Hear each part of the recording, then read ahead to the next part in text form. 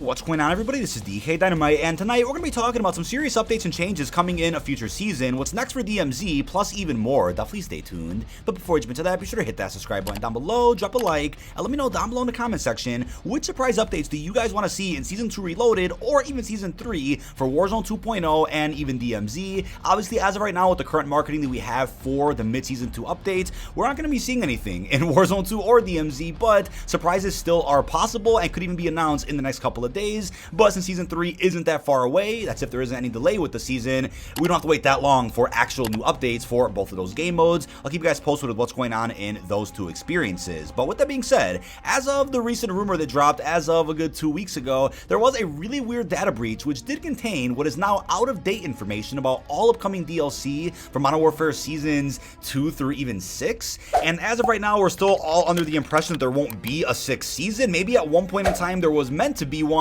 but maybe all of that content got pushed into Season 5 now, since there were some plans that got shuffled behind the scenes which turned Sledgehammer's Modern Warfare 2 expansion into a full-fledged Call of Duty, currently codenamed Project Jupiter, which is set to release at some point this November. So with that in mind, and looking at those rumors alone, it does say that for Season 4, a small-scale Warzone map is supposed to release, probably the same size as Ashika Island, and that's cool for those that want more content or a new map for Resurgence, DMZ, possibly even Ground War. We still don't have Ground War support for Ashika Island yet. I'm sure that is on the way, possibly in Season 3, but according to that data breach, we don't have any information about Season 5. The information was just cut off and just started talking about Season 6 instead, so we can all speculate what's going to be added in Season 5, but what I will entertain is the idea of seeing the Las Almas big Warzone 2 map added during that season. It would be great if we get back-to-back Warzone maps with Season 4 and 5. How cool would that be, right? One's a small-scaled one, and one is a large map on the same size as Al Mazrah.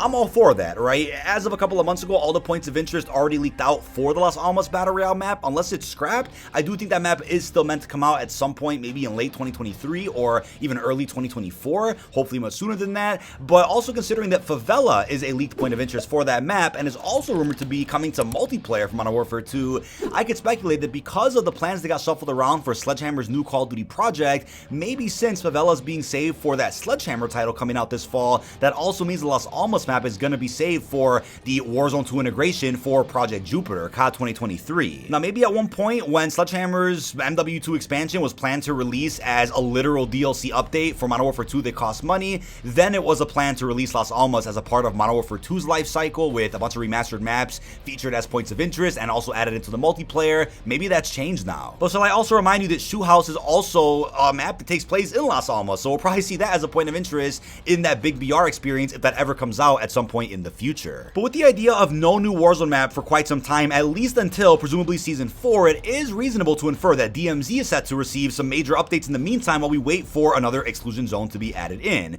The first one that was confirmed as a new feature is dynamic weather. So with that, obviously we talked about this tweet dozens of times here on the channel. Dynamic weather is meant to come out in a future update. It's unknown as to when, but new information was data mined as of recently regarding sandstorms. So there are the following quotes about sandstorms, as you're about to see. Sandstorms are rare weather events in DMZ that work like radiation zones. Entering a sandstorm will reduce visibility, you'll lose health over time, and there's no way to counter them except to wait outside the marked zone until the sandstorm is finished. It's unclear how that would really affect PvP gameplay. Will it make it harder to hold your weapon? Will it be something like out of a COD campaign where it drastically changes visibility and movement? Lots of cool opportunities with the sandstorm in DMZ, but I also wonder how that would impact a certain player if they're inside of a building and then maybe the sandstorm begins while you're in the building. Does that mean you're stuck in there since you're going to start taking damage when you exit the building itself, or could you possibly make it to somewhere out of that marked zone? Lots of cool opportunities and ideas with how sandstorms could work in DMZ, but obviously this means it'll be a feature that gets released for Al Mazrah, not something that would make any sense for Building 21 or even Ashika Island, but that gets me excited for Al Mazrah DMZ support in the future and making sure that gameplay still stays pretty fresh and exciting with every new update. Now, this is also something more on the theorizing side of things, but the possibility of seeing RNG weather elements, whether it's fog, rain, which can make it harder to drive, some more flooding, which would have you swimming underwater in certain buildings to gain certain loot, maybe even some snow. This is something that hasn't really been entertained as of too much by developers or content creators. I mean, this wasn't even data mined either, but I want to talk about this possibility since that can keep the stakes high from every match that you play of DMZ, where you hop into a certain match and it could be sunset, or it could be raining, could be a bit foggy, or the match starts off like normal as we're accustomed to now, but over the course of 5-10 minutes, the weather drastically specifically changes. Now, that could also open up the possibility of seeing longer matches of DMZ, right? Them extending the timer of how long a match actually lasts before the radiation zone closes in, pretty much ending all your possibilities in that match of DMZ alone. Maybe they'll have to do that before introducing the concept of RNG weather, just to make sure that it's balanced out, where the weather's not changing every 3.5 minutes, right? You want to balance it out where maybe every 10 or 15 minutes you could see some big changes, but nothing sooner than that. And I think overall that solves a big issue until a world economy gets added into DMZ, where they want to keep it spicy in every match that you play. If you're not going for faction missions or weapon cases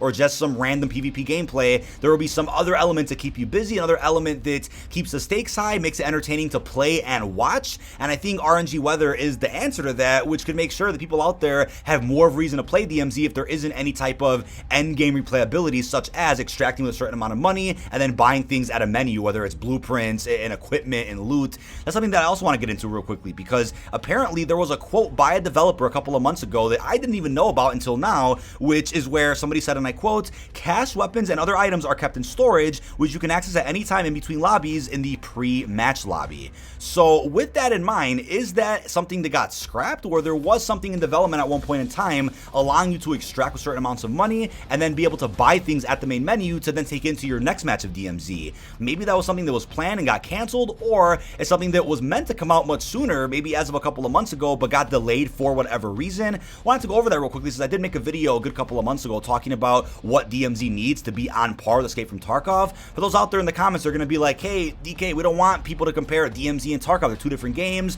Tarkov's on a different level of hardcore gameplay." I totally get that, but considering Activision took influence from Tarkov and even flew out Tarkov creators, clearly DMZ is meant to be on some type of level to be compared to a game like Escape from Tarkov. So at this point, might as well add things in that could easily bridge the gap between the two and hopefully have a shared community of players that enjoy both. Now, something Escape from Tarkov also offers is a day and night cycle, to where when you are choosing your infill zone to go ahead and deploy in, to do whatever you got to do, you can choose the time of day that that environment is in. So maybe that's something DMZ can sort of do, but more of a watered down version, where maybe like Building 21, how it's only available to play on certain days of the week, maybe certain days of the week they allow you to play a night version of Al Mazrah or a night version of Ashika Island. Something that I think could be pretty cool for replayability for those out there that want more reasons to play DMZ. I know as of right now it's leaked that Season 6 of Modern Warfare 2 is going to be bringing us a Haunting of Saba event, which does confirm a Halloween type crossover. Maybe that again is going to be in Season 5 if a 6th season did get canceled because of the release of Sledgehammer's new Call of Duty this fall.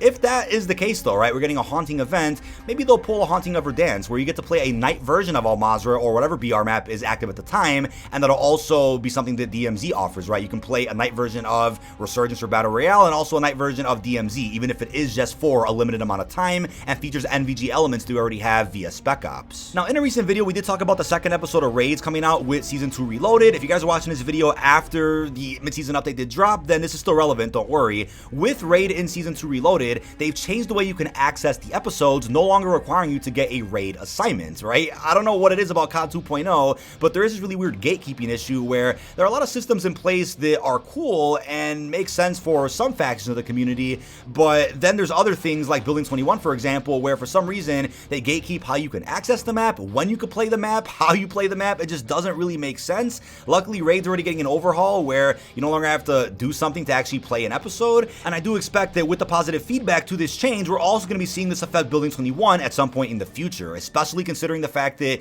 you now have to play that map to do certain faction missions. It makes zero sense to gatekeep that map to certain days of the week. At least make it to where maybe you need a key card but you can play it every day, or still have it limited to just Friday to Sunday but don't require any key card whatsoever. That would make sense, but I do expect a big DMZ update like that for Building 21 to be added at some point in Season 3. But big shout out to Player2, his channel is linked down below in this video's description. He's a DMZ or extraction based content creator who did also make a video talking about the one that I made in regards to a world economy in DMZ. Big shout out to him. A lot of the information regarding Sandstorms was pulled from his video. Massive credit to him for actually finding that information and recapping it for those out there in the DMZ community. Last thing I want to say in regards to Warzone 2 Battle Royale specifically is in regards to future quality of life changes for that mode. Resurgence clearly didn't solve the big problem with Warzone 2 in regards to how the game feels or what it plays like, what the replayability is, but we already had confirmation that a ranked mode for Warzone is coming likely in Season 3 or a bit later, and it's being developed by Treyarch. So if it's anything to go off of, that just means it'll be a pretty solid mode considering how well received the ranked mode is for MW2 multiplayer. And we also have rumors offers of lootable perks, portable buy stations, PDSs, and redeploy balloons or redeploy drones coming at some point to not just Ashika Island, but even Al Mazrah. Redeploy drones are already live in Ashika Island, but I would say they're also needed for DMZ as well. So